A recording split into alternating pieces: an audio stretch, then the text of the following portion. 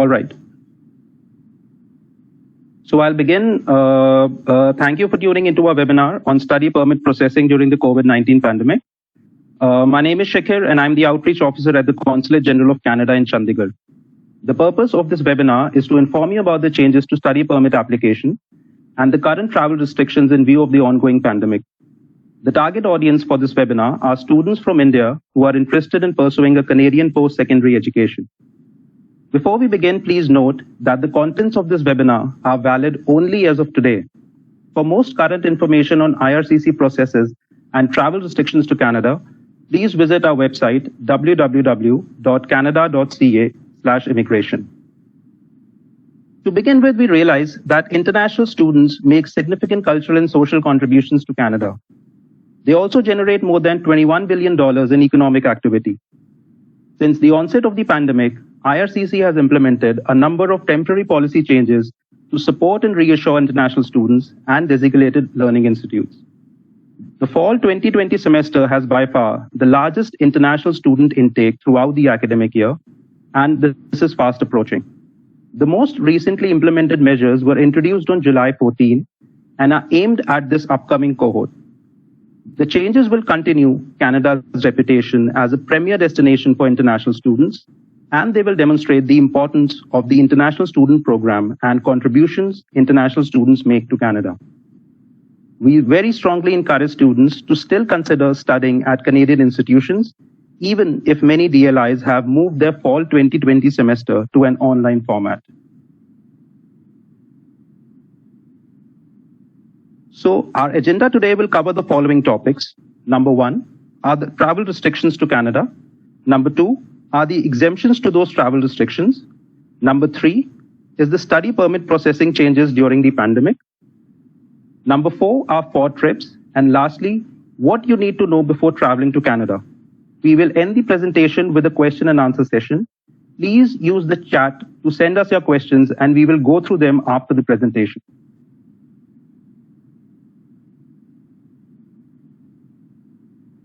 To protect Canadians from the outbreak of COVID-19, the Government of Canada implemented travel restrictions that limit travel to Canada. Until further notice, most foreign nationals cannot travel to Canada, even if they have a valid visitor visa or an electronic travel authorization. These restrictions stop non-essential or non-discretionary travel to Canada. In the light of these travel restrictions, this list reflects who is currently able to travel to Canada. For example, Canadian citizens, Canadian permanent residents, and protected persons. It also includes foreign nationals who require entry for an essential purpose and are exempt from travel restrictions. Now let's talk about some of the exemptions to these travel restrictions. Basically, all temporary residents need to demonstrate that they are traveling to Canada for an essential purpose. Essential refers to reasons for traveling that are non-discretionary and non-optional. Emergency orders made under the Quarantine Act do not permit people to travel to Canada for optional or discretionary purposes such as tourism, recreation, or entertainment. Now looking at who are exempt. These are some workers, some students, some approved PRs, and potentially some visitors looking to reunite with immediate family members already in Canada. Please note that visitors will need an authorization travel letter to Canada if family in Canada is not Canadian or PR of Canada. Please also note that students and workers will not require such letter.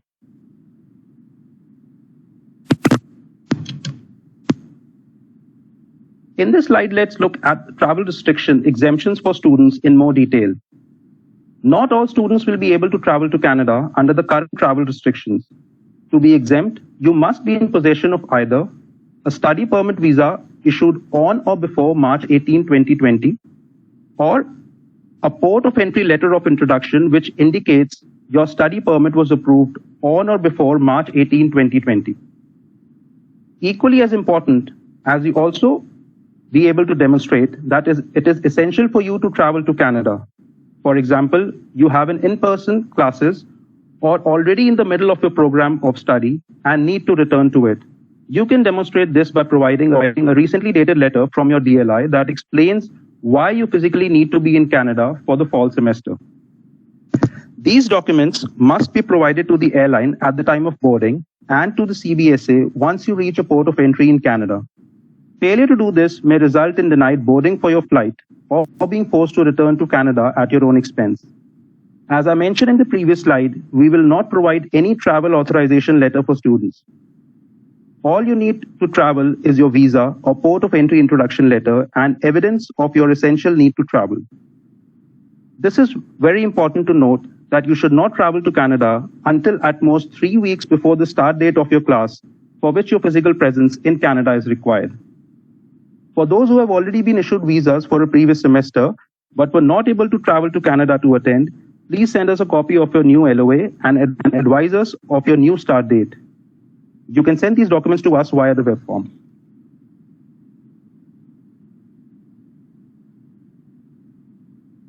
Now let's look at what processing changes have been introduced as a result of the pandemic. Visa application centers, also known as VACs, are currently closed. This means we are unable to accept any paper application submissions. As such, only online submissions are being accepted. On the IRCC website, we normally publish processing times for each of our missions for all of our lines of business. Please note that these processing times are no longer accurate, as there are processing delays due to reduced staff at the mission. That being said, IRCC is working very hard to process all visa applications in time for the fall 2020 semester. To do this, we need your help by submitting your application as early as possible and submitting all of the required documents as soon as possible. We are aware of many service disruptions that are causing delays in submitting a complete application. For example, we know that the VACs remain closed. This means that there is no mechanism to submit biometrics at this time. We know that the panel physicians are operating at limited capacity. This means that it may take longer for you to obtain an appointment to complete your immigration medical exam. We also note that some businesses and schools remain closed or are operating at limited capacity. This means that it may take longer for you to obtain the supporting documents you need for your application. All of that being said, we will not refuse any applications for non-compliance or failure to submit the requested documents at this time. This means you do not need to have to worry about the deadline specified in the request letters sent to you. However, note that we will not be able to complete the processing of your application until all required and requested documents have been received. So it is in your favor to submit these documents to us as soon as possible. The exception to this are 3 following documents. You must provide them upfront or your application may be refused. First is the application form. You do not have an application unless you complete the IRCC forms required. Second is the fee. This includes both the study permit processing fee and the biometrics fee. Third is the letter of acceptance, also known as the LOA, from a DLI or Designated Learning Institute in Canada. This is mandatory for you to submit with your application. Please note that we cannot physically issue any visas until the VACs reopen because we have no mechanism for two-way transmission of passports between you, the client, and us, the visa office. We are, however, attempting to return passports for any existing paper files at the mission, as we realize this is an important identity document for you. Any documents mailed directly to the mission will be returned to the sender, so please do not attempt to send your passport directly to us, and please wait for the VACs to reopen.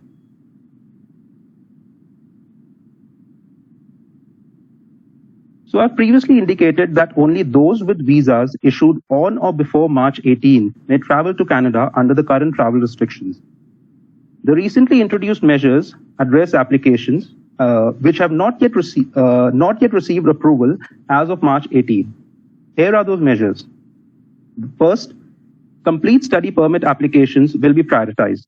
This means that the application contains the forms, the fee, medicals, biometrics, the letter of acceptance, and all required supporting documents.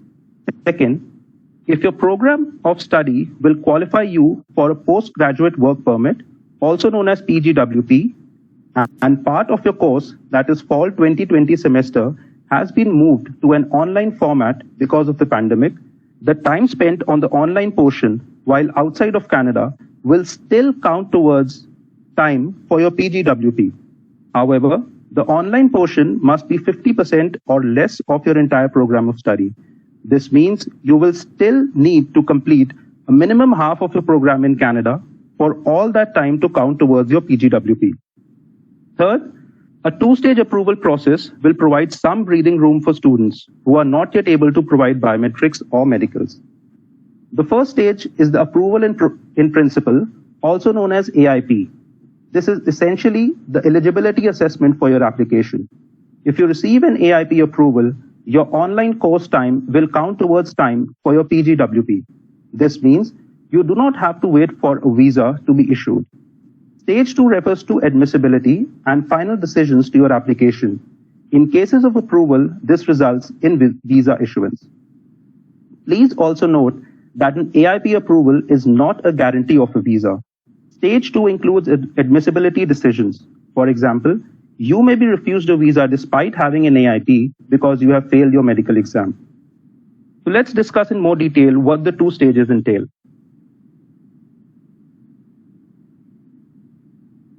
So the AIP applies to applications which have not yet received final decisions as of March 18. It refers to the eligibility assessment of your application. Essentially, it means that even though you are still missing medicals or biometrics, you may still be able to receive an approval in principle on your application. The criteria for this assessment has not changed, neither the requirements nor how an officer makes that assessment. Here are the criteria. Number 1 is that you're a genuine student. This means you have demonstrated the academic and language capabilities through the submission of your previous academic transcripts and IELTS or TOEFL scores that you are able and qualified to complete a program of study in Canada. Number 2, you have been accepted by a DLI in Canada. This means you have submitted a valid letter of acceptance from a designated learning institute in Canada. Number 3 is that you have sufficient funds to pay for your studies, living expenses, and transportation without working. This means you have submitted final evidence of liquid funds to pay for these 3 things for the first year in school and demonstrated by explanation and proof of how you intend to pay for these 3 things, that is tuition, transportation, living expenses for all of the remaining years of study. And number 4 is that you will leave Canada by the end of your authorized stay. This means you have demonstrated through evidence and explanation what your ties are to your home country, which will motivate you to leave Canada once your visa expires. Once you receive the approval in principle in your application, a letter will be sent to you electronically to relay this information to you. You may also receive requests for biometrics and medicals if you have not yet submitted them. So this list provides the basic documents required to receive an AIP for the SDS and non-SDS stream. So let's look at the SDS list of mandatory documents for the AIP. First, you will need a valid LOA from a designated learning institute in Canada.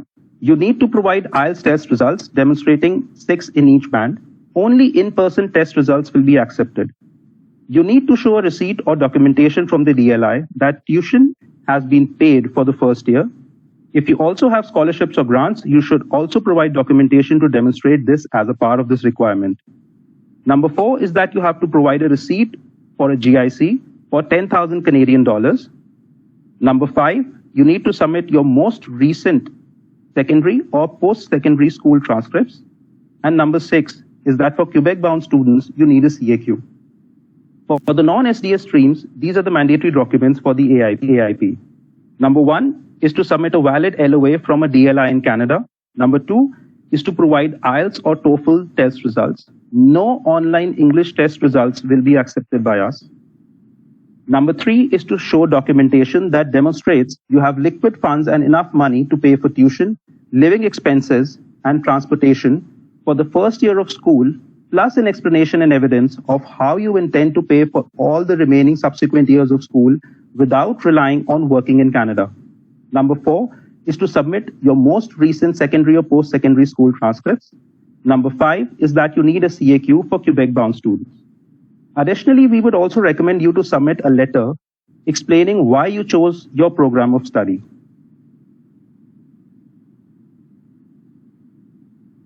Admissibility assessments are made after AIP and before visa issuance.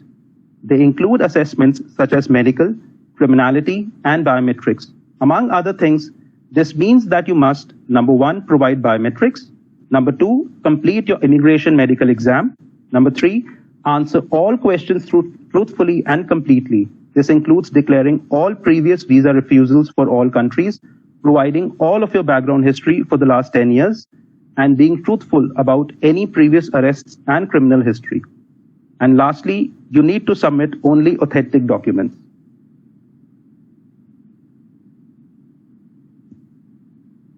It is important to note that the required documents to submit under SDS have not changed. We realize that due to service disruptions, you may not be able to submit all of the required documents to qualify under the stream. Examples of this may be upfront medicals, IELTS results, GIC, etc. If you are unable to submit a required document, for example, upfront medicals, your application will be moved to the non-SDS stream.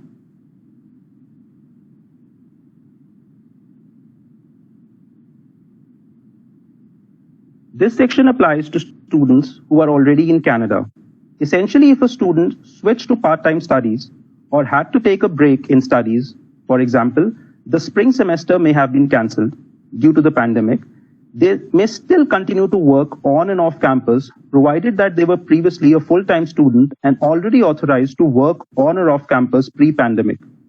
For off-campus work, the maximum limit is still 20 hours per week during the academic session and full-time during regular academic breaks. For students who are in essential services, this could include jobs in the health sector, for example. They can work more than 20 hours per week up until August 31st. To qualify for this, they need a valid study permit, must currently be in an academic session, authorized to work on or off campus, and must be working in an essential job. For those who are not yet in Canada, a common question we are asked is if you can go to Canada and work those maximum 20 hours per week while taking online classes for the fall semester. The short answer to this is no. I would like to remind you of what we discussed in the earlier slides regarding what students need to demonstrate in order to travel to Canada. Unless your physical presence is required for your studies in the fall semester, it is not essential for you to travel to Canada at this time. Additionally, only students with visas issued on or before March 18 can travel to Canada under the current travel restrictions.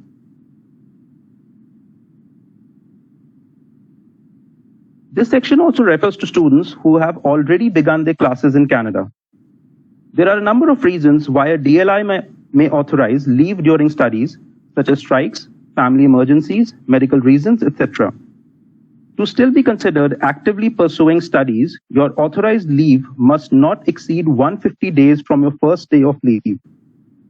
Failure to do so means you have not complied with the conditions of your study permit and may result in your removal from Canada.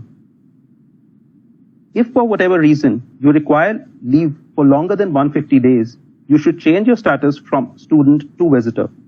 Forms and instructions for this can be found on our website. It is important to note that you cannot study elsewhere or work during your authorized leave period. In case a DLI may have to close permanently or as a consequence of the pandemic, you should either A. Enroll in a new program of study with another DLI, or B. Change your status from student to visitor, or leave Canada. For the purpose of assessing if a student is enrolled and actively pursuing their studies, any time taken to transition to a new DLI and program, change status, or leave Canada should not exceed 150 days from the date the school closed.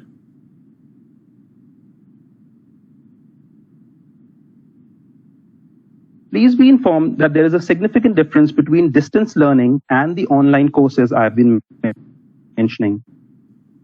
Distance learning courses are always only offered remotely online, even under normal circumstances. The online courses I'm speaking about for the fall 2020 semester are normally offered as in-person classes. However, they have been moved to an online format due to the pandemic, and DLIs intend to return them to in-person classes post-pandemic. Those taking online courses for a program of study which would normally qualify them for a PGWP can have that time counted towards the PGWP even if they have not yet begun their studies in Canada. Students can complete 50% of the program online if they cannot travel to Canada sooner. For students who have already begun their program of study in Canada, switching from full-time status to part-time status due to the pandemic will not affect their PGWP eligibility. Note that this applies only to winter, spring, and summer semesters. For the fall 2020 semester, it is expected that students take on a full online coursework in order for that time to be counted towards the PGWP.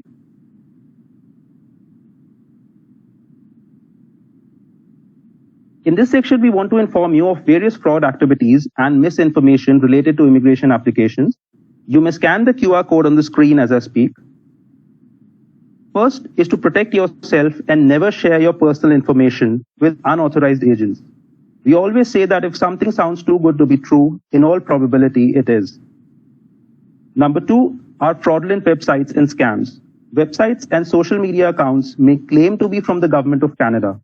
Applicants are tricked into transferring money for services that will never be provided to them.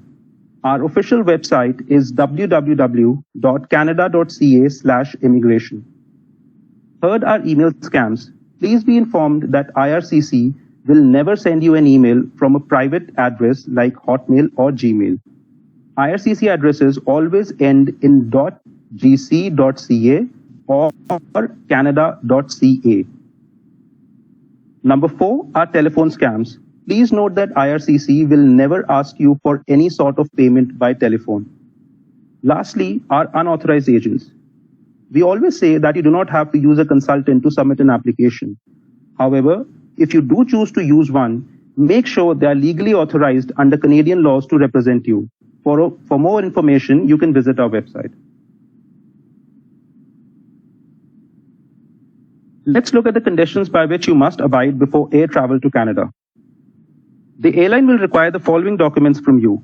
Number 1 is your passport. Number 2 is a valid study permit visa issued on or before March 18. And number 3 are documents to demonstrate that your travel to Canada is essential. Failure to provide any of these documents may result in your being denied boarding. Additionally, you will be required to pass a health check performed by airline officials just before your flight. If you are showing any COVID-19 symptoms, you may also be denied boarding. If you are approved for boarding, note that you must wear a non-medical mask or face covering upon arrival in Canada.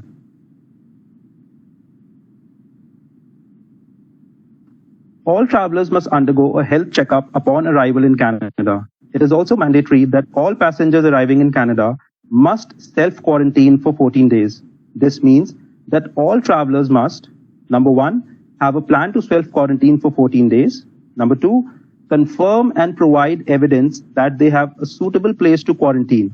This means providing an address and explaining how they intend to self-quarantine if other people live at the same location. And number 3, explain how you intend to respect that quarantine plan. For example, explain how you intend to receive essential items such as food. Please do not travel to Canada unless you have a viable quarantine plan. Failure to comply has consequences, which include a fine up to 750,000 Canadian dollars, 6 months in prison, or being deemed inadmissible, being removed from Canada, and banned from entering Canada for 1 year. For any further information, here are the many ways to connect with us and find more information. The IRCC website, as I've mentioned earlier, is www.canada.ca/immigration. You can also follow us on our social media handles on Facebook and Twitter by the name of Canada in India, and also go through our YouTube channel, Canada in India, where you can find useful information on frauds and theft. So this brings us to the end of the presentation, and I would now request Anandita and Elena to take on the questions which you've posted in the Q&A box. Thank you. Thank you, Shakir, for that presentation. We now move on to the Q&A section of our webinar today. Your questions will be answered by our Student and Worker Unit Manager, Ms. Elena Balboa. As of now, I can see 423 questions being posted on the Q&A box. We will try to answer as many of them as possible. Please note that if your questions are similar to what others have asked, what we'll try to do is I'll be trying to group the same set of questions or similar questions so that they address the queries asked by a lot of people. So, Elena, are we ready to go? Go ahead, please. So the first question that we have is, are SDS files really being processed as there have been no updates for the last few months? I haven't heard from anyone regarding AIP. Can you please give some timeline for processing of AIPs? So yes, I can confirm that SDS applications as well as non-SDS applications are currently being processed. Your AIP decision letters are forthcoming. We've already begun sending out these letters, so please be patient. We are trying to send out all of the letters as quickly as possible. Thank you. The next question is, I applied for a study permit on March 7th, including biometrics and medicals. I haven't got my medicals updated in the portal till date. Applicants who applied around my timeline got theirs updated, so I'm a little concerned. Is there anything that I need to do with my application in terms of the medicals? So your application, because it was not, it hasn't yet been decided, will fall under this two-stage process. So really what you should be primarily concerned about right now is just the stage 1. The stage 2 is when we'll address the medicals. So if your medicals are on file, certainly when your application is being reviewed for the stage 2 process, that medical will be applied to your file. If there's anything else that we need from you, with respect to that medical, if that is your concern, you will be receiving a request letter from us via the online portal for your case. So just continue to monitor that. So if you don't hear anything from us, assume everything is fine, and that you should just wait for your AIP, hopefully coming soon. Thank you. Okay, the next question is, I have uploaded my most recent education documents, bachelor's degree, as the application asked only for recent education documents. Do I need to submit my 10th and 12th mark sheet as well? If so, can I do it now through the IRCC web form? So you should try to provide as much information as possible in order to support your application. Your earlier years of schooling is not so important, because what we're more concerned about is that, yes, you've graduated from secondary school, you have your certificate, here are the transcripts for your later years. Keep in mind that if you are applying via SDS, so the requirement is that you provide the transcripts, all the transcripts from the last school that you attended. So if it is missing those, I'm not sure if the officer who's reviewing your case will decide to take it out of the SDS stream. If you have time now, I would suggest that you upload those just to ensure that you remain in that stream if that's how you've applied. Thank you. The next question is, I have applied for my visa on July 18th. When can I expect my AIP? If I do not receive any response from IRCC even after commencement of my online classes on 8th of September, then what should I do? So right now, processing times are not available because there is the pandemic that we have to deal with, and operations are limited. We are doing our best to work through all of the applications and hopefully get you your AIP letters as soon as possible. The current measures in terms of the two-stage process is allowing you to start your class, provided that you've already submitted your study permit application before September 15. So even if you get your AIP letter down the line, even after you've begun your courses, that entire semester will still count towards your PGWP, because this is part of the two-stage process. And I hope that'll give you the confidence to go ahead and proceed with the fall 2020 semester for classes, despite not yet receiving that AIP. Just make sure that your application has already been submitted. Thank you. Thank you, Alina. The next question is, what will happen with the files submitted in paper before the lockdown? So our office here in New Delhi is processing all of the paper files, including the ones submitted to Bangalore. We are working through those cases. I can tell you that the ones that remain in this office are the ones where we're missing information for the stage, your stage 1 AIP. Most of the other paper files have already been concluded. So you may want to check your emails, or if you've linked your application to an online account, check your online portal for a decision on your case.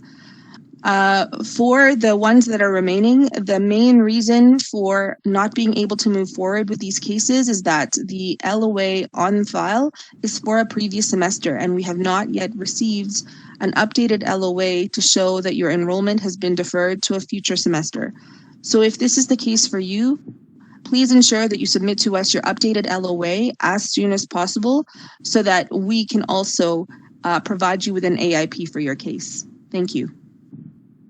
Okay, so the next question is actually asked by quite a lot of people. So I'm actually going to club it or just share with you the gist of it. So for those people who had already submitted their applications, full applications, including medicals, biometrics, and all of that, what they're asking is now, will they be receiving the final decision? Because if they do, then they will not be able to submit their passport till VACs open.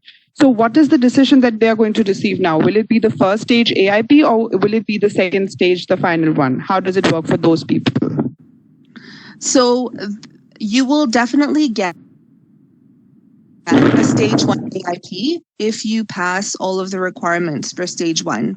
In terms of getting a final decision, if you already have provided the information required for stage 2, we are not at this time finalizing any cases until we know when the VACs will be reopening. Why? We can't issue visas right now because the VACs aren't open, and there's no way for us to have this two-way passport transmission between us and yourselves.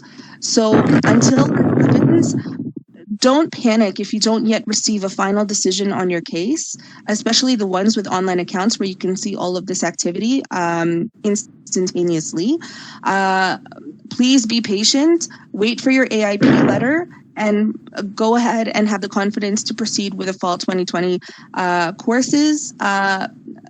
Since you've already submitted your applications, you'll all fall under this two-stage process. Thank you. Okay, so the next question is also being asked by quite a lot of people. So since VACs are closed since March 2020, biometrics are of course not being collected. So does that mean that all applications which are missing biometrics, medical or biometrics, the SDS applications will now move to non-SDS even though they have submitted the rest of the SDS documentation? So biometrics actually does not form part of SDS. It is not a mandatory requirement upfront. So you can, even if you didn't provide biometrics yet, if your application has all of the other documents on file, you can still continue with the SDS process. For those who are missing medicals, now upfront medicals is a mandatory requirement for SDS, and the SDS requirements have not changed. So that means if you did not provide medicals with your application will automatically be put into the non-SDS stream. Thank you. Okay, so the next question is, my course is hybrid. Will I face a rejection as my college requires me to attend classes in person? No. How your school is delivering your program is of no concern to us, to be perfectly frank. We understand, like, because of the pandemic, that some schools are able to have in-person classes, some schools are able to only provide hybrid classes where the in-person portion may be later in the year, and some schools have just decided to stick to an online format for the fall 2020 semester. We understand this. This is not going to factor in our decision. So for the ones with hybrid courses, I think, especially if your school has decided that the in-person portion of your program is going to be later in the semester, they're hoping, like everyone else is hoping, that the travel restrictions will be lifted by then so that you can travel to Canada. But don't think that just because you're in a hybrid program, this will factor into your decision. It will not. Thank you. So the next question is, if one has got stage 1 visa approval, does it mean that he will for sure get a visa in the final stage? And if not, then what could be the possible reasons for the rejection in the second stage? So we'll say that if you receive stage 1 approval, so you get the AIP, there is very low risk for you to get a stage 2 approval, a stage 2 refusal. This is not a guarantee of a visa because you get AIP. It is no guarantee. However, it is low risk, meaning that the number of cases that actually fail at stage 2 is very, very small. And I'll tell you the main reasons. Number one, you've provided incorrect or false information on your application, or you've provided fraudulent documents. So essentially, you shouldn't be providing false information or fraudulent documents, and this is why we're refusing your case. Number 2 is a medical inadmissibility. So normally this relates to tuberculosis issues. And what students usually receive is instructions for what we call a medical furtherance. You're instructed to do a series of other tests and potentially a drug regimen to correct your current medical condition. And then you're given usually 12 to 16 weeks for this to all take place, and then you get another set of tests later to see if your condition has improved. There may be a second furtherance beyond this, and then very rarely have we actually seen that conditions have not improved, and that results in an actual refusal based on medical inadmissibility. The refusals resulting out of this are usually because the student has refused to comply with our medical instructions. So again, like, a lot of these things are in your hands. They're things that you can control. You know, number 1, answer all of our questions truthfully and completely. Number 2, the documents you provide should all be valid and legitimate and genuine. Number 3, if we provide you with medical furtherance instructions, please make sure that you follow all of them and follow them within the time frame provided to you.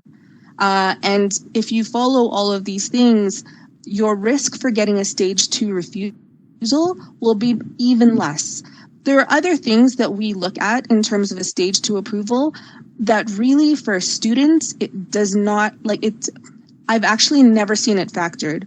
For example, if you're a terrorist, if you are a spy, if you've committed genocide, like, these are things that are just so incredibly uncommon with this population. These are things you don't need to worry about that'll affect you. Like, we've never seen a police certificate with actual criminal history on there. Like, this is, again, a very rare thing for students, especially because a lot of you are just, you know, you've just become adults and you're just starting out in your life. You don't have this background history yet.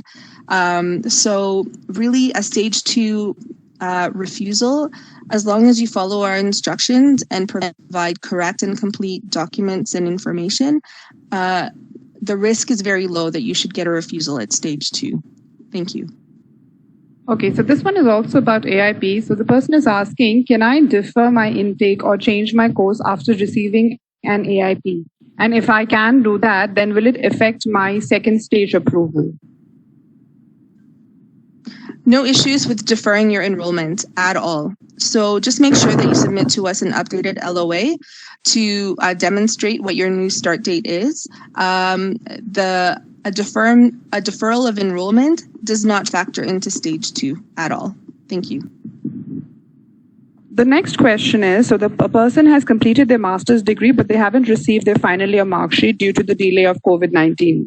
So he's asking, or he or she is asking, if their visa will be rejected because of not submitting the final year mark sheet, even though they have an unconditional letter of acceptance, which they have submitted as part of their visa application. So if your school has accepted the fact that you can't complete your final exam and that they've given you this unconditional letter of offer, then it also does not matter to us. Thank you. The next question is, how many days before start of classes can we travel to Canada? So please do not travel to Canada until at maximum 3 weeks before the start date of your in-person classes. So number 1, keep in mind there are travel restrictions. So anybody who may have had a visa issued after March 18, please don't attempt to travel to Canada. Even if you do have in-person classes starting, there is a travel restriction. You will not be permitted to board your flight. For the ones who are travel restriction exempt, please do not travel until 3 weeks before the start date of your classes. CBSA may turn you around once you get to the port of entry, and at your own expense will be returned back to your home country. Or the airline may not even board you on your flight. And then if there are refund issues, you may lose out on that as well. Thank you. So the next question is probably something which a lot of people are facing right now. So the Person received their visa in January 2020 and their visa expires at the end of November 2020. Now, what they're asking is the expiry of a visa an essential enough reason to travel at this point of time? And if not, can someone extend their visa from outside of Canada? And if they cannot, what is the option that they have in this situation? So number one, your visa expiring is absolutely not a reason for essential travel to Canada. Absolutely not. So please don't attempt to travel. Number two, if this visa was for a semester that's already passed and you were not able to travel because of the pandemic, you can ask for the reissuance of your visa, but you have to wait until vax reopen. And what does that entail? You need to explain to us in a letter why you need this document reissued. You need to provide us with your new LOA with the updated dates. Send us your passport with the actual visa in it, and then you also need to pay a $30 fee for document reissuance. So please wait until the vax reopen, and then you can provide all of these documents to us. Thank you. Thank you, Elena. So the next question is about the PGWP and the time that we are considering, IRCC is considering. So people are asking if the number of courses in each term is what we're looking at when we see the PGWP and we say that 50% can be done online, or is it the actual time that is counted? Because a lot of people have their course content and then they also have an internship or a training which is part of their course. So then in that case, how do we look at the PGWP scenario, which is 50% as of now? So in terms of course load, we're talking about time frame. So your school decides what is considered a full course load, and a full course load per semester is what counts towards your PGWP. So essentially, all of your semesters divided by 2, that's your 50%. In terms of whether or not your co-op term factors into this, so this is a question we're asking. I regret that I don't have this information for you right now, but we will address this hopefully in one of our social media posts. So please do follow us on Facebook or Twitter, and we will post this information for you to have. Thank you. Okay, so the next question that we have is, I probably know the answer to this, but people are asking when do we expect vax to open, or if we have any estimated opening time at all? So we do not have an ETA on when vax are reopening. We are monitoring the situation closely, and we are regularly reviewing it to determine when it will be safe enough. So not just safe enough for VFS staff who have to work at these locations, but also for all of our clients, you, the clients, for when you're going to be using these facilities. So we just want to make sure that everyone is staying healthy and safe. And please stay tuned to the VFS website for any updates on reopening. Thank you. Okay, so for the hybrid courses, I think you might have answered this, but this might be a little different. So for the hybrid courses, if the first part of the course was online and the second part was in person, or vice versa, so then the person has already done the online, and now for the in-person, if that gets converted to the online, so then will that be considered a full online, and then will that affect the PGWP in any way? Yes. So the actual time that you spend on your course online and outside of Canada will factor into your PGWP. So if you end up spending the entire program online, then and it's online outside of Canada, you will not receive a PGWP at all based on this program. Thank you. The next question is, how do we provide a new letter of acceptance if once we have received it from the university or the college? How do we send it to IRCC basically? So you can send it to us via web form, or you can also email it to us to our generic mailbox. Thank you. A lot of people are asking about the processing time for AIP. So would you like to comment on that? What can be the expected processing time, or what would we like to say about this?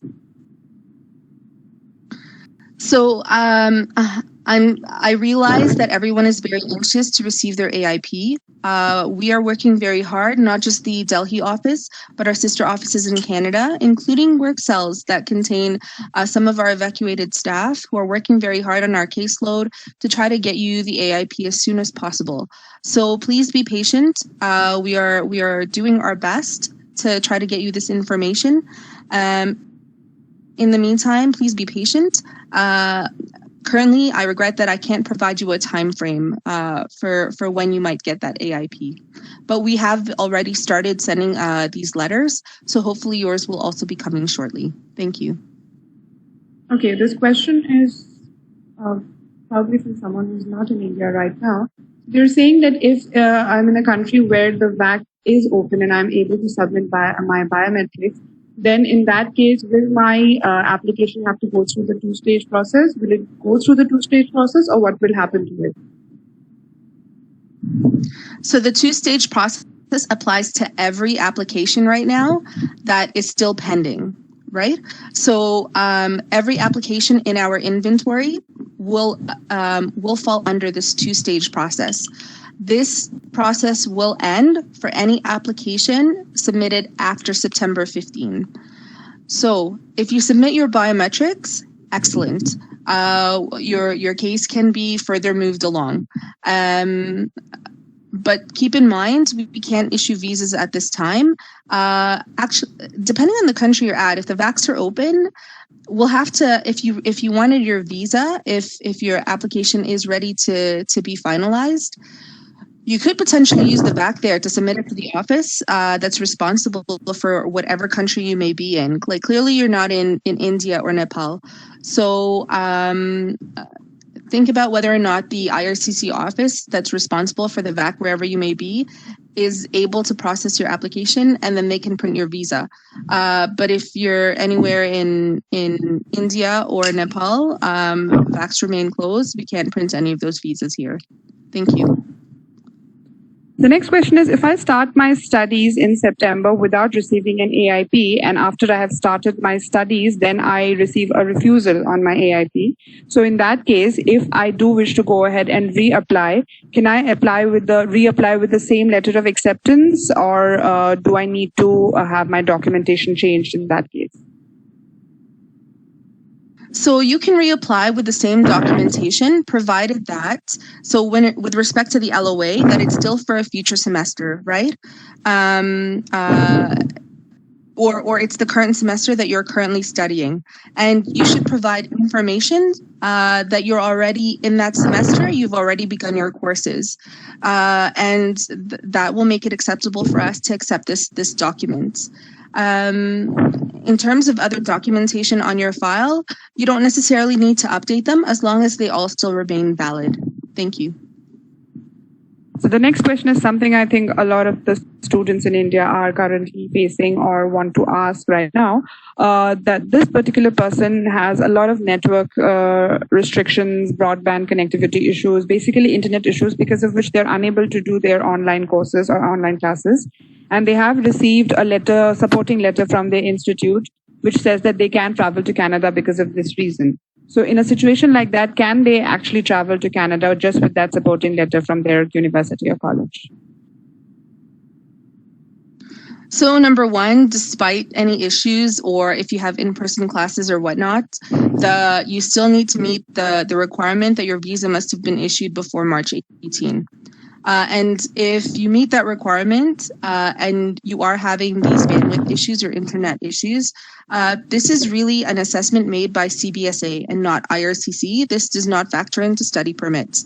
So you should contact CBSA to determine what they're looking for to be able to travel. Thank you. Okay. Given the current scenario, people who had submitted their applications online before the lockdown and they were SDS applications, now when they do get processed, will they be, and when they are expected to receive their AIP, will they be given a priority over non-SDS like how we do in a normal scenario? So right now all of our processing times are off, like whether it's SDS or non-SDS. And basically the entire network who's working on study permits is trying to work through all of the applications as quickly as possible.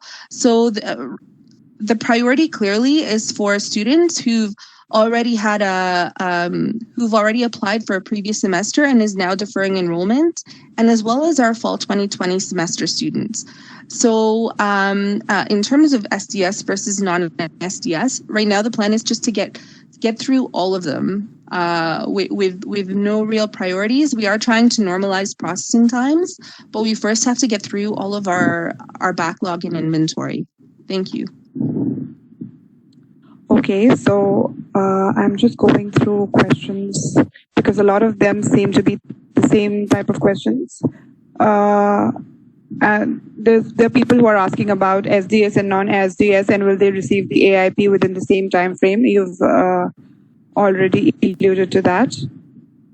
So this person says, my presence is mandatory as it is a practical course. Can I travel to Canada without the biometrics? And what document is required in order to get accepted by the airline so that I can travel to Canada? So if you haven't submitted your biometrics yet, that tells me that you do not have a visa. And with the current travel restrictions, you are not allowed to travel to Canada because only persons with visas issued on or before March 18 can travel. And if, for example, that travel restriction was lifted, there is no exemptions for biometrics at this time, like with respect to students. So biometrics still need to be provided eventually if you wish to receive a visa. Thank you. So this question is about GIC. So I'm not sure if you want to address this or whatever you want to say regarding this. So they're saying that now that they have started their online courses in India, their GIC was initially made for a bank in Canada. So is there a way that the GIC money can be disbursed to them by the bank? So would you like to comment on that? Please contact the bank directly. Thank you. The next question, paper applications seem to have been refused drastically in the last few days. The paper applications which were submitted before the lockdown, maybe that's what they're referring to. So the person is asking, does that mean, or should we reapply in this scenario? Sorry, I don't understand the question. Paper applications was reduced drastically? And so what they're saying is apparently they've heard or they've probably come across paper applications which were submitted before the lockdown. They have now been refused. A lot of them have been refused. Yeah. Got it. So yes, you can certainly reapply if you want to. As long as you're not barred from reapplying, go ahead and reapply. Thank you. The next question is regarding funds.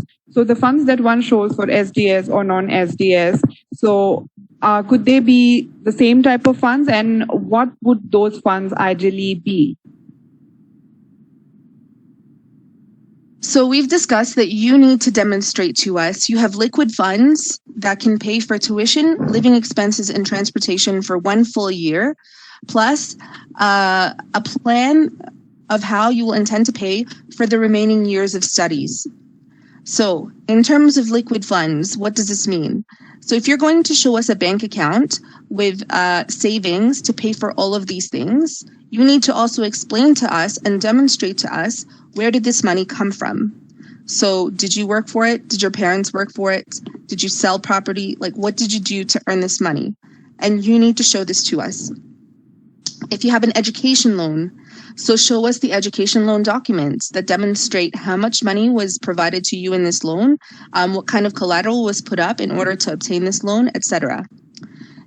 If you have scholarships or grants, provide to us the documentation that shows us you've been given these things and in what amount of money was given to you. If you're going via the non-SDS route, but for example, you still want to purchase a GIC anyways, this is a very quick way for us to determine if you have enough money for your living expenses. So please feel free, even if you're not applying SDS, to purchase a $10,000 GIC. That check marks that box. What else? I guess that's pretty much it. And then in terms of the plan, for how you're going to demonstrate how to pay for subsequent years of schooling. So it needs to be a viable plan, and the plan needs to be based on you not working in Canada. So please make sure that you detail what that means. If you need to provide evidence to demonstrate where the remainder of the funds are coming, you should provide that as well. Thank you. Okay, the next question is about LOA. So the person is asking if we have an updated LOA, where should we send it to? Is there a particular email address? So the Delhi Immigration General Mailbox is perfect, or you can also upload it via web form. Thank you. Okay, this question is, so I'm just sifting through the questions and trying to find the ones that we have not yet answered, the ones. Okay, people are asking about the AIP timelines, which we have already shared.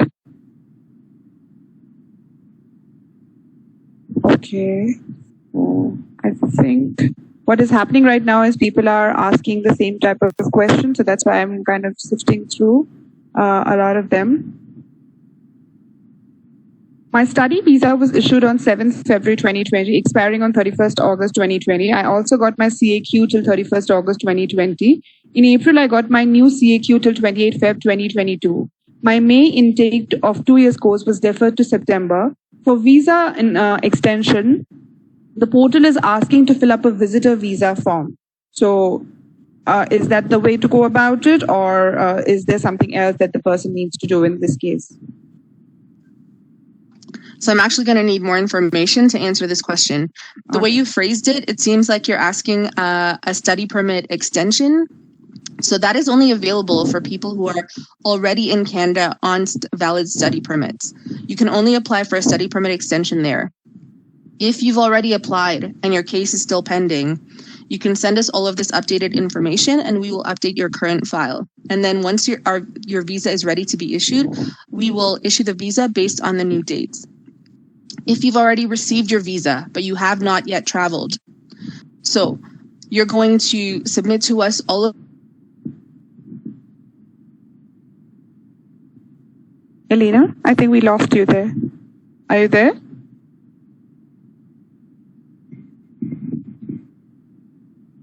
Elena? And then we will reissue that visa for you for the new date. Yes, sorry. Okay, no, sorry. I think I lost you there, so it was probably my network connection. Sorry. So the next question is, can the student write to us for an authorization letter to board a flight? Sorry, you're breaking up a little bit, but I think I heard that does a student need an authorization letter to board a flight? Yes, and the answer is no. So students do not need any authorization letters from IRCC. Please do not ask us for one. We will not give you one. What you need to board a flight is 3 things. Number 1, your passport. Number 2, your visa or your port of entry intro letter issued to you on or before March 18. Number 3, evidence of why your presence in Canada is essential. And what does that mean? You have in-person classes. You have hybrid classes where part of the program will require you to be physically present in class at one point during the semester. There are aspects to your program that requires you to participate physically, for example, laboratories, workshops, etc. You need to show us documentation that indicates this. Thank you.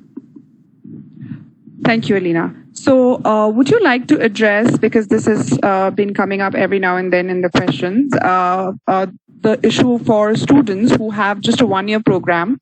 They started in either spring or summer of 2020, and they have actually completed 50% of their course load already while in India. So what should those students do now, or what is the way forward for them? So basically, you can do whatever you want. You can either complete your entire program here, or you can wait until travel restrictions are lifted and you're able to travel to Canada to complete the last part of your program. It is honestly up to you to decide whether or not learning something new and doing some self-improvement is enough for you, or if you want all of that time to count towards a postgraduate work permit. If the postgraduate work permit is essentially your end goal, then you need to think about what the policy says, which is that 50% of the course, no more, can be completed online and outside of Canada. So that's the bottom line. If you need to defer, go ahead and defer.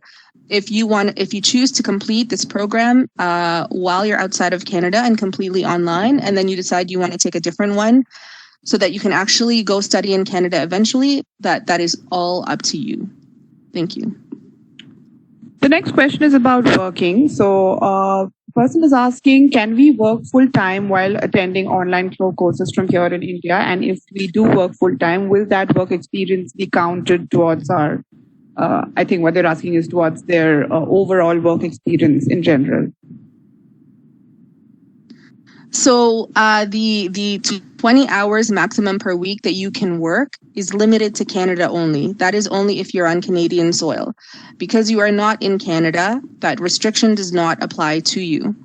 In terms of that affecting you negatively somehow, frankly, you just need to make sure that you are devoting enough time to your studies, that you're actually absorbing and you're completing all of the necessary assignments and passing your tests.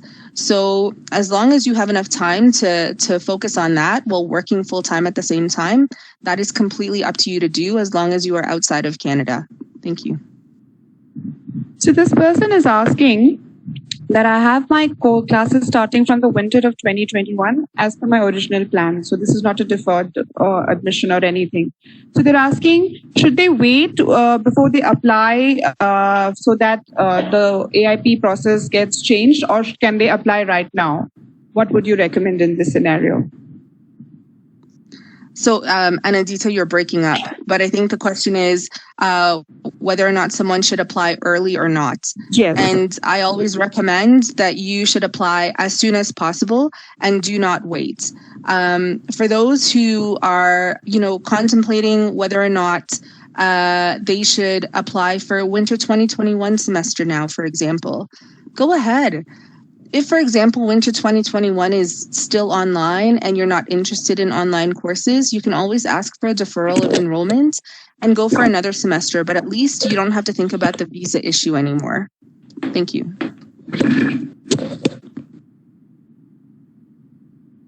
Nelina? Or is it better now? Hello? Nope, still not clear. But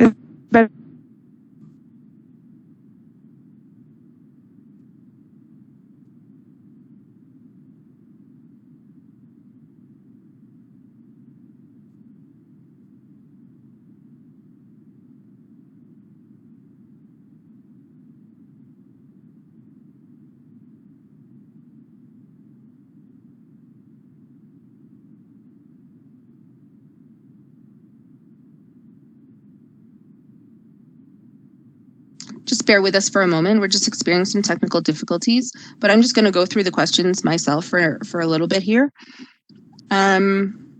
So the question is, I got passport requests on 25 May 2020, and I may be able to submit as VFS are closed, but I don't got approval letter or POE. How can I start online classes? So, if your visa if you got a passport request letter, likely we've approved your case. And so please check your online portal to see what the status of your application is. Because if you want your fall 2020 semester to be counted as part of your PGWP time, you can go ahead. If you see information that you've already passed your eligibility assessment in your online portal, don't worry about receiving a letter from us. If you can see this very clearly in your online portal, go ahead and start your study, start your program. The next question here is, can we fly to Canada in mid-fall semester if travel restrictions will be removed in between the semester? Yes, absolutely. If the travel restrictions are lifted, and if you have a visa, you can travel to Canada if your classes have already started. So even if there is no, even if that semester is still online, and you wanted to go to Canada anyways, it shouldn't be a problem as long as you are still enrolled and taking those online courses and that you intend to complete your program in Canada. Next question here. Are you able to hear me, Alina, now? Is it better? Yes, go ahead, please. Okay, so the next question is based on the language tests. So a lot of people are asking about the Duolingo and IELTS indicator because a lot of universities and colleges have accepted students with those test scores. So people are still unable to sit for those examinations. But then they already have the letters from the universities based on the Duolingo scores. So what is our scenario in that case? IRCC's take on that, basically. So IRCC is not accepting any online English language test results. That's the bottom line. Please wait for IELTS, TOEFL, or PTE centers to reopen so that you can take the in-person tests as soon as they do. I think in some parts of India, there are already some test centers open. So have a look and see where you might be able to make an appointment to take your test soon. Thank you. So this is again a funds-related question, but this has come up about a few times now, so I'm just putting it forward to you. So for people who are paying their entire education or funding their entire education with their own money, so they're not taking a loan, they're not doing anything. So in that case, what should they show? Or what is the recommended, because they might not have that amount of money in a liquid bank account at the immediate point when they're submitting their application. So in that scenario, what should she do? So the requirement is that you show us liquid funds, whether it's in a bank account, in an education loan, in scholarships, in grant money, that you have this money to pay for at least your first year of school. That is the requirement. So if you are unable to demonstrate this, your application may be refused. That's the bottom line. Thank you. The date of issue on the TRV sticker on passport and the date on the correspondence letter is different. Now, which date should we take into account in order to qualify for the travel exemption? The one on your visa. Thank you. Okay. The next question is, I think, what is happening right now is people are sending the same question till the time we answer it. And that's why there are a lot of repeat questions. Is there anything else, Alina, which you think you have not addressed or we have not received by way of question marks, right? By way of questions so far? Because so far what I can see is a lot of case-specific questions which we might not want to answer on a general portal platform like this. So anything that you might want to add, while I still keep looking for a more individualistic queries which will help the rest of the people also. So I'm seeing some questions related to dependents who want to accompany their parents or their spouse to Canada. So currently, the travel restriction indicates that generally these persons will be banned from traveling at this time. However, if the student is already in Canada, your spouse, who will be on an open work permit, and any children you may have who may be on study permits or visitor visas, depending on their age, can travel to Canada under the current travel restrictions because they are there to reunite with family. So there is that option available for those who have dependents with them. So, but that only applies to where a student is already in Canada. So the next question is, the person has applied for their visa from the US and has also submitted the biometrics in the US. So in that case, can the person get their passport stamped here in India if and when they get approved? But you're in the US. Is this person in the US? They've not mentioned if they are in the US right now. What they've said is they submitted their biometrics while in the US. So they might have come back as well. Right.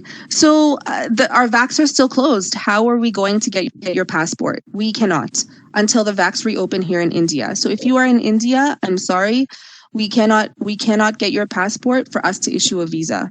Please wait. But at the very least, if your biometrics are in, so it means your application is still pending, you should be getting an AIP letter. And And once you get that, and you don't even have to wait for that AIP letter, frankly, if you want to start your fall 2020 courses. Thank you. Alina, the next question is, some agents are saying that if a student takes PTE or TOEFL, they will get a refusal or they will be asked to take the IELTS again. Is this true?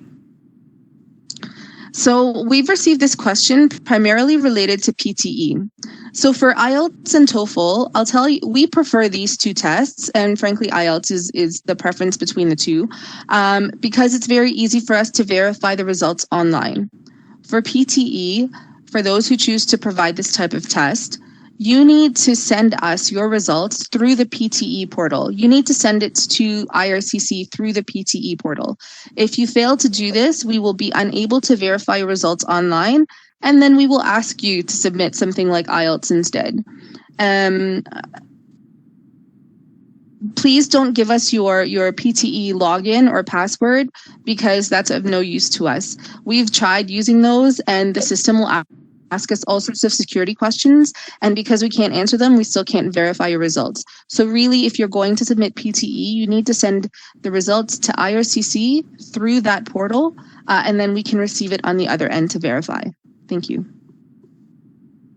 So, okay, travel-related queries, which we've already addressed. As I have selected the course which doesn't suit me, so can I change the course after arriving in Canada? Yes, absolutely. You can do whatever you like, really, as long as you're still meeting the terms and conditions of the study permit that was issued to you. So if the terms and conditions of that study permit is that you are to be enrolled full-time at a designated learning institution, so if you're changing your course or your program, that should still be at a designated learning institution, and that should still be a full-time course load. Thank you. So this person will be traveling with their 6.5-year-old daughter. They are the student and they're traveling with their daughter. So they're asking what kind of visas should the child apply for, because she is going to study in kindergarten. So the person is also saying that they probably have already tried to apply for a study permit for the child, and the study permit application is asking them for a letter of acceptance from a DLI. So in that case, how should they proceed? So because your child is of school age, yes, definitely you need to apply for a study permit for the kid. Now, in terms of an LOA for the kid, you don't need one because this kid's going to be going to public school in Canada likely.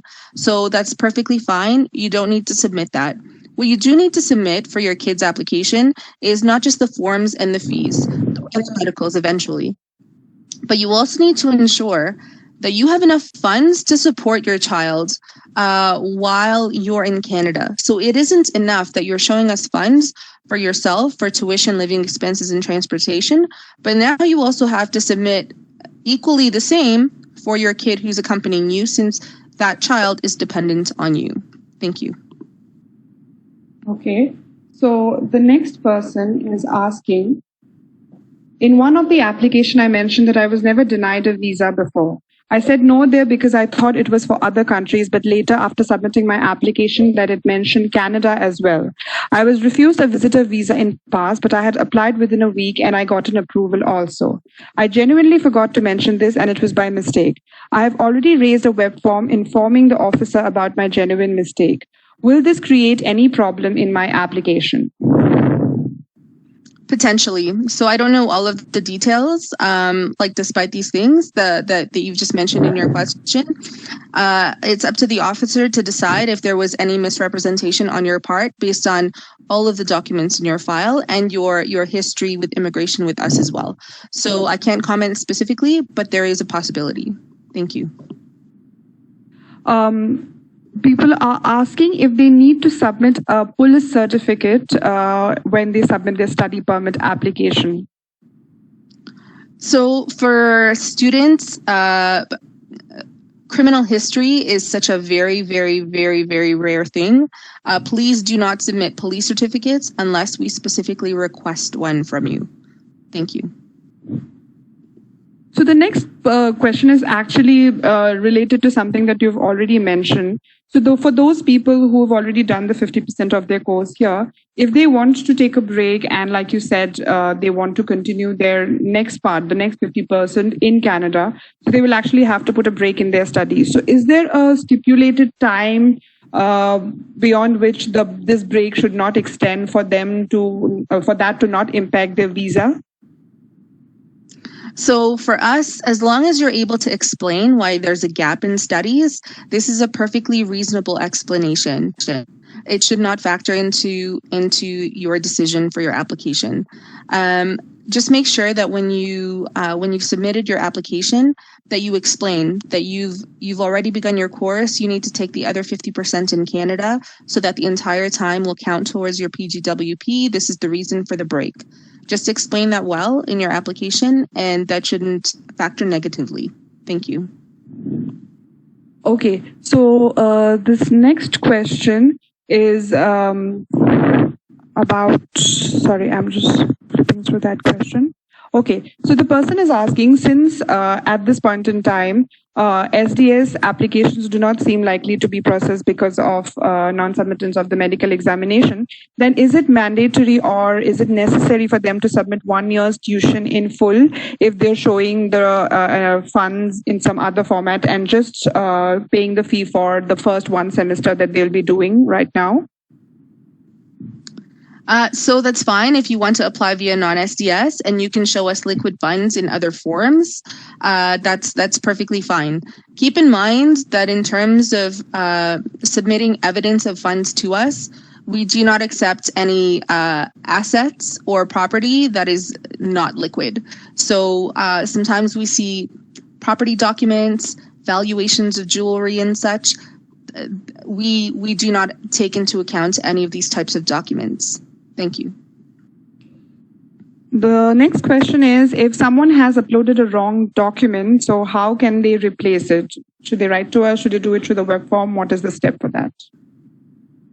So certainly, please write to us via the web form to let us know that whatever the error may be and that you want to correct it with this new information.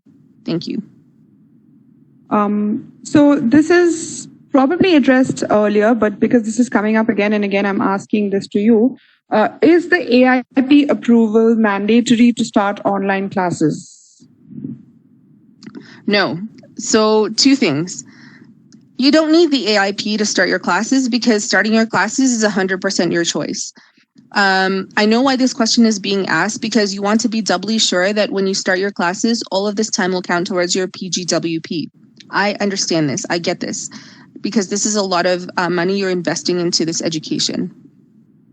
However, this 2-stage process indicates that as long as you submit your study permit application before you start your classes, even if you get AIP after your classes have begun, all that time will still count towards your PGWP.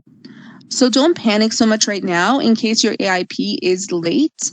As long as that study permit application was submitted before the course is started, it will be enough. So I would suggest, though, despite this, please submit your application as soon as possible. Please don't wait last minute. Please don't wait till September 15. Please submit it now, because in case there is a refusal, you have time to resubmit, right? And on top of that, it's, to me, also stress off your shoulders if you've, gotten rid of this one thing that you need, in that you've already submitted this application and you no longer have to worry about it. So please submit this application as soon as possible if you've not already done so. Thank you.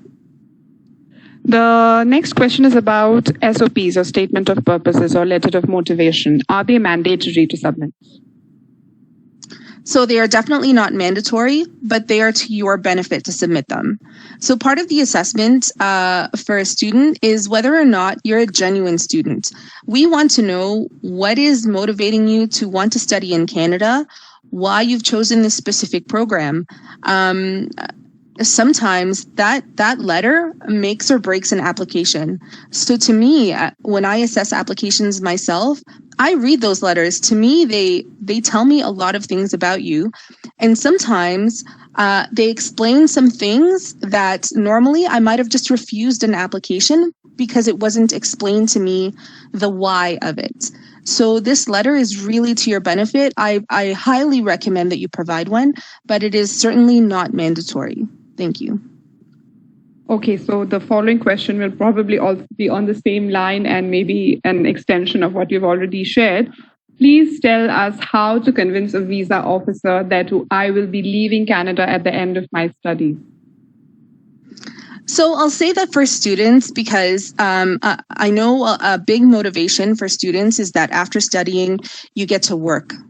And through working in Canada, there's the option of eventually applying for permanent residence. We understand this.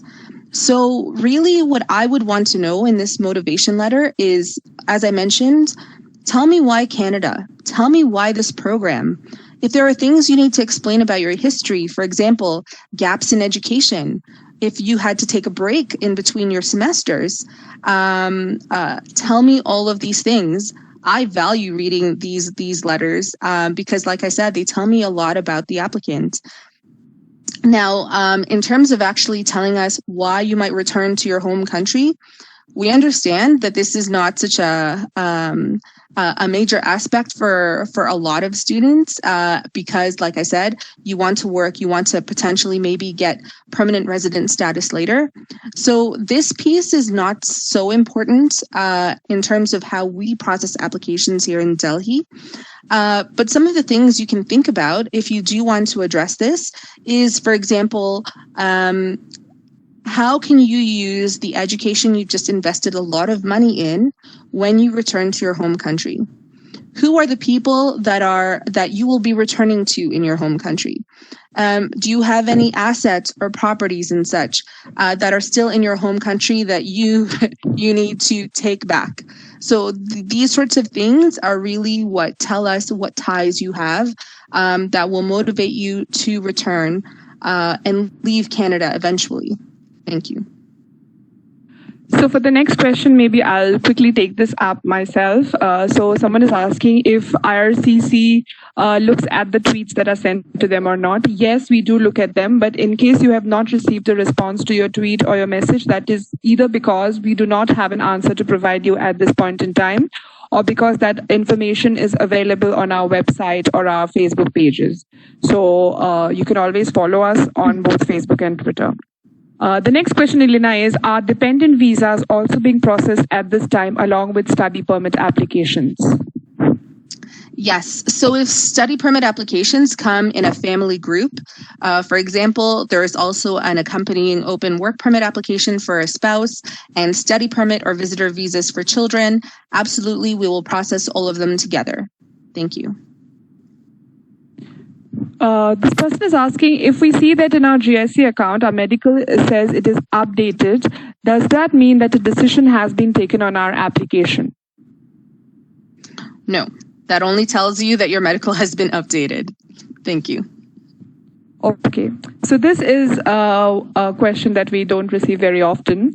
Earlier, there was a criminal record, but later in court, the case got acquittal result and the case is now disposed of. Will there be any problem in getting the study permit? So there's too many, there's not enough information in this question. So we really need to examine what, all sorts of things, like what happened, what did the court documents say, etc. So I really can't provide a definitive answer to this because I don't have the documents in front of me to assess. Thank you. The next question is something that we've been addressing, but just to reiterate, Alina, would you like to comment on this? Is an English language proficiency test mandatory even under non-SDS? So for India, definitely, we require some form of English language test results on your application. There may be some circumstances under which we might exempt you. For example, those persons who've studied abroad in, say, the US or the UK or Australia. So if you've graduated from a program or from high school from any of those countries, and the medium of classes were in English, yes, we can certainly exempt you from that requirement, but otherwise, other students who have studied in India will require English language test results in their application. Thank you. Okay, thank you, Alina. I'm just going through. Okay, so this is again about English language. So if we have an IELTS general test score with us, which is already valid, can we submit that for our study permit, or should it only be an academic IELTS? Generally speaking, we only accept the academic IELTS test. Go ahead and submit your application with all other supporting documents that you need, along with this IELTS general test. I mean, given the current pandemic situation and limited capacity of IELTS centers, we can review based on other documents on your file if we can exempt. Or if we'll still send you a request letter to ask you to submit your IELTS academic test. Thank you. Okay, so I'm just sifting through because we're pretty much coming to the end of our time, and looks like we have answered almost all the questions, because like I said, a lot of the questions were similar, and we're not answering any case specific questions over here.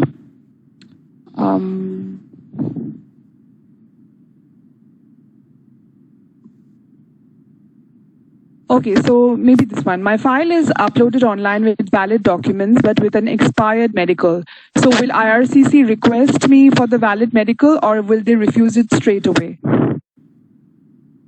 So there are certain circumstances where we might be able to extend your medical, but again, we need to review your file if a new medical is required or if we are able to extend it. Thank you. Okay. And this question has come up a lot of times, but I think you've already addressed it, about people deferring their intakes after receiving an API, or sorry, an AIP. Yes, go ahead if you want to defer, no problem. Just make sure you submit to us your updated LOA so that we can also update our file. Thank you. I had a winter 2020 PhD admission and was asked to start in March 2020 as it was research-based funded program. I submitted a paper application in February 2020 with all the letters. Should I now submit any further documents as I haven't received any application number? So because you've applied on paper, like honestly, please, for everybody listening, like I realize under the current circumstances, we're not accepting paper applications, but please do not ever submit paper applications again. Because if you don't submit online, you'll need to either link your application to your online account, or you'll have to wait for snail mail to come your way for updates on your application. And I suspect this is what's happened with your case, that the post office is not working. So whatever information we need from you is stuck in an envelope waiting to be delivered, right? So I can't comment on what is missing on your file or, you know, what else is required from you. Perhaps what I would recommend, if you haven't linked your application to an online account, maybe you should do that now, so at least you can get some updates on your case. Thank you. Okay, maybe the last couple of questions. So this question is about the PGWP. The person is asking if they get refused for an AIP the first time and then they receive an approval for the second time in the first stage of the AIP itself, will that affect their PGWP? Oh, I don't understand that question. You keep talking about approvals, but what is this to approvals? Okay, so in that case, I think seems like we've pretty much gone through all the questions. Yes. That's fine. We're at time anyway. So for all of you who are still online, thank you for tuning in. We really appreciate your time. We hope that we've answered most of your questions. And we hope that you've found some confidence to invest in a Canadian education, especially for the fall 2020 semester. As more information comes our way, we hope to provide to you more of these information webinars to help answer all of your questions and relieve some of this uncertainty and fear in terms of applying for study permits. You know how to reach us, especially on social media. So please monitor our Facebook or Twitter accounts for updates. For VAC reopenings, please monitor the VFS website. For those who have not yet submitted updated LOAs, please submit those to us as soon as possible. Upload them via web form. That would be fantastic. And other than that, thank you again. Stay safe, take care, and hopefully one day we get to see you in Canada. Thank you so much. Thank you, Alina, and thank you to Shakir for the presentation. Thank you once again for joining us, all the participants, and all the best to you.